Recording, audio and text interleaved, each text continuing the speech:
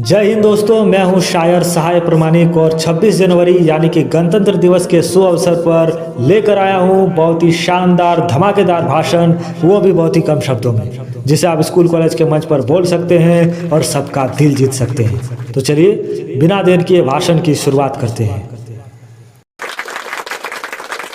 कुछ नशा तिरंगे की आन का है, कुछ नशा मातृभूमि की शान का है। कुछ नशा तिरंगे की आन का है, कुछ नशा मातृभूमि की शान का है। हम लहराएंगे हर जगह ये तिरंगा, नशा ये हिंदुस्तान के सम्मान का है।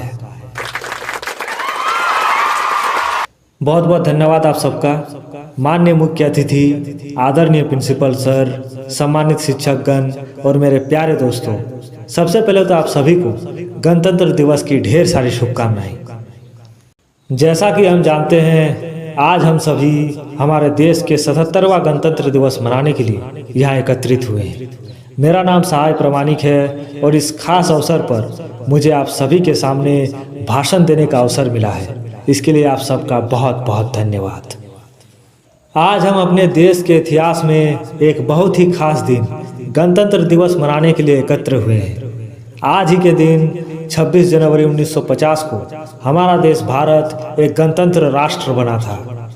इसका मतलब यह है कि इस दिन हमें अपना संविधान मिला, जो एक बड़ी नियम पुस्तिका की तरह है, जो यह बताता है कि हमारे देश को कैसे चलाना चाहिए।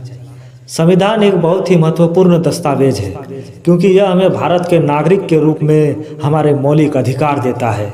यह हमें बताता है कि हमारा धर्म, जाति या भाषा कोई भी हो, हम सभी समान हैं। यह ये भी याद करने का दिन है कि एक राष्ट्र के रूप में हम कितना आगे आ गए हैं, और उन लोगों का सम्मान करने का दिन है जिन्होंने हमारी आज़ादी के लिए लड़ाई लड़ी और इस दिन को संभव बनाया। हमारे मन में स्वतंत्रता, हमारे शब्दों में विश्वास, हमारे दिलों में गर्व और हमारे आत्माओं में यादें हैं। आइए गणतंत्र दिवस पर राष्ट्र को सलाम करें और ये प्रण ले कि हम भारत की शान हमेशा बनाए रखेंगे। गणतंत्र दिवस पर हम अपनी राजधानी नई दिल्ली में बड़ी परेड देखते हैं। ये परेड हमारे सशस्त्र बलों की ताकत और हमारे देश की समृद्धि संस्कृति को दर्शाती है। हम सैनिकों को मार्च करते, टैंकों और यहाँ तक कि लड़ाकू विमानों को भी आकाश में उड़ते देखते हैं। यह सभी भारतीयों के लिए गर्व का दिन है। हमें ये भी याद रखना चाहिए कि गणतंत्र दिवस सिर्फ परेड और समारोह के बारे में नहीं है। यह इस महान देश के नागरिक के रूप में अपने कर्तव्यों के बारे में सोचने का दिन है। हमें हमेशा एक दूसरे का सम्मान करना, अपने आसपास सफाई रखना और अपने देश को गौरवान्वित करने के लिए कड़ी मेहनत करना है, यह हमें याद रखना चाहिए।